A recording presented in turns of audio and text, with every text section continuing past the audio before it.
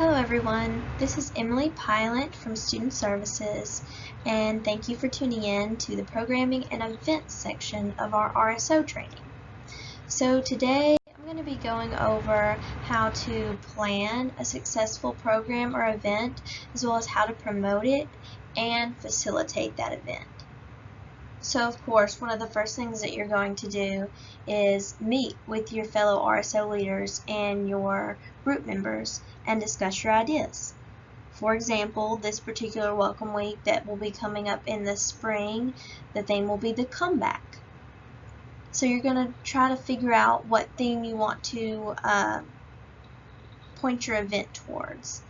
And I want you to think big, but also get real. So a lot of times when we're planning an event, we have a lot of great ideas, and especially when we were discussing in a group, and it's easy to get kind of carried away. So the thinking big is good, but then you need to narrow it down and think of the realistic possibilities and get it down to a real plan. And in order to do that, you're going to have to know your budget. So if you're requesting funds, make sure that you plan in advance for that and submit an SEA proposal the semester prior. This is how most of our RSO events and programs are funded. So you're going to have to estimate also about how many attendees you will have. This comes into play when you're trying to pick a space to reserve, when you are thinking about having some sort of catering. You have to know what you're going to be expecting. How big of a group are you looking at? So one of the best ways to do that is look at past similar events. Or you can also see what the interest is and do an RSVP type of thing. So to reserve space, you're going to do an EMS request, and I'll have a screenshot of this web page on one of the next slides. But basically, you're going to go in, you log in with your U of M credentials, and you're going to look at the spaces that are available for that particular date that you're looking at and request that to be approved by one of the offices on campus. Now, if you are wanting some sort of catering, what you're going to need to do is meet with Chartwells, especially if you are submitting an SEA proposal that will include this catering. You're really going to want a clear quote from Chartwells, what kind of food you're thinking about getting from them, and about how much that's going to come up to.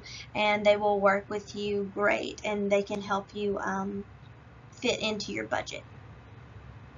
Just a few COVID reminders. So space for social distancing must be considered when you're requesting a space and planning an event. So at this point in time, events and programs are limited to 25 people or less at a time. However, some spaces are not equipped for that number of people with social distancing, so that's something you're going to have to look at.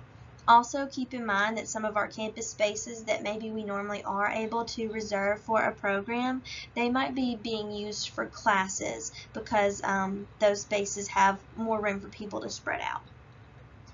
So, lastly, in the planning step, you're going to create your event that you have just worked through and planned in Tiger Zone for approval.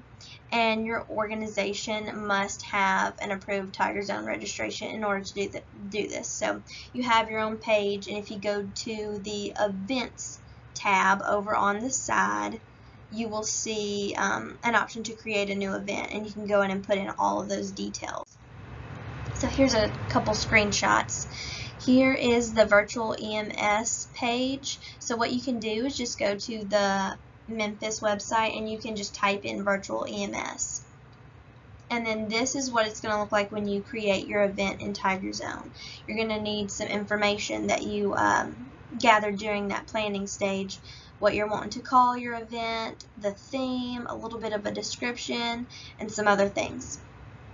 And once this is approved by our office, you will receive a notification. Okay, so now that you have your event planned and it is approved by our office, you're going to have to promote it. So there's no way of having a successful program if people don't know about it.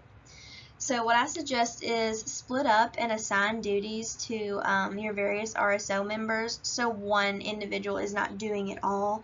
That's a good way to get overworked and not be able to cover things the best way possible. So you can kind of assign duties to different people, and what you should think about is utilizing different people's individual strengths. Some people are good at design. They may want to design your flyers. Some people may be really good at words and they want to come up with a catchy blurb for us to put in the e-news. Just kind of use people for what they're good at. So what you're going to do is you need to find a flyer design program that you're comfortable with. So a lot of what we use in our office is Canva. It's free, which is great, and it has a lot of templates that you can use that are really visually appealing, and this works out a lot better than using like Word or something like that. Just make sure you know the rules and get your flyer approved by our office before posting it. So something that you definitely should know, a lot of people want to do this, but you cannot put the U of M Lambeth logo on your flyer unless it is designed by the marketing department.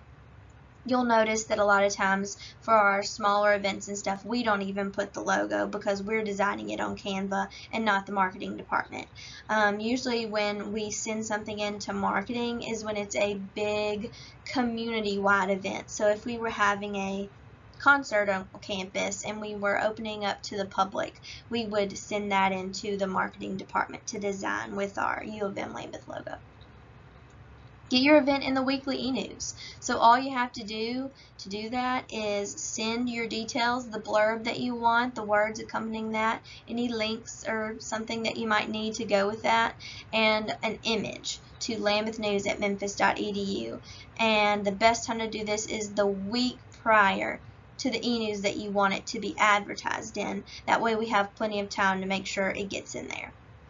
And if you request this image that you send or your flyer to the Lambeth News, we can also put it on social media, on the screens that are around campus. But you can also create your own social media page if you have someone who is savvy with that and can keep up with it. That is a great way of promoting events and programs. Just make sure that if you do this, make sure it stays relatively active. Now, you don't have to post constantly, but dead accounts do reflect badly on the university, and a lot of times if they see that one is dead, they will make steps to get that deleted. Also, just a side note, keeping an RSO binder with important information, this can be login info for your social media or maybe bank account information for your RSO, keep it in a binder. That way you can make that exchange of leadership really easy. A lot of times what we see is that transition period doesn't really happen, and then the next person that comes in doesn't have any of the login information in order to update that social media account, and they end up just having to make an all new one every single year or every couple of years. So I really highly recommend that. Also, make sure that you're posting physical flyers in designated areas. So social media and e-news and all that is great, but flyers are good too. When people are standing in the elevator or standing waiting on the elevator and looking at the bulletin board, something like that. There are several bulletin boards all around campus. There should be at least one place to post flyers in every single building. Just make sure that you have approval for where you're putting them. We typically don't tape them to the walls or anything just because it can take off paint. Also, remember to advertise via word of mouth, just talking to people and letting them know what's coming up. Or you can also set up a table in the bistro to catch people as they come by. So that's also something you can reserve in EMS, is that little space outside of the bookstore to set up a table. Think about creative things too. You could have someone dressed in a costume handing out little slips of paper advertising your event. You could have little goodie bags or something that you leave around campus for people to pick up. Just be creative. A lot of times people get used to seeing things advertised the same way, and whenever they see something new, that may spark their interest a bit more. So this is just a little screenshot of Canva. What you can do is you select which type of design you're wanting. So is it an Instagram post, something for your story? Is it a Facebook post, a flyer, a poster? All of those are available templates, and they also have some that already have pre-made designs on them if you don't want to start from scratch. And then here's just a little screenshot of the e-news where we would run your advertisement under our events or campaign section. Alright, checklist for facilitating a successful program or event. So, something that you must do is check your attendees in via the Tiger Zone and check-in app. So this is really the best built-in way of tracking attendees. Sign-in sheets get lost, signatures are hard to read, it's hard to process, but checking in attendees via Tiger Zone and the check-in app is super helpful, and this will help you and our office best track because this is required for SEA events. So let's see if I can get this little video to play. If you go to the App Store and just type in check-in, or you can type in Campus Labs, you should be able to find the app for check-in. And once you get that downloaded, you will have to log in with your Memphis information, I believe. And then it asks for your event code. So where you get this event code is once you have an approved program or event in your Tiger Zone page for your RSO, you can go to those list of events. Here, over to the side, it has events, and if you click on that, it'll open up a list of approved events, and you find the one that you're wanting to check people into,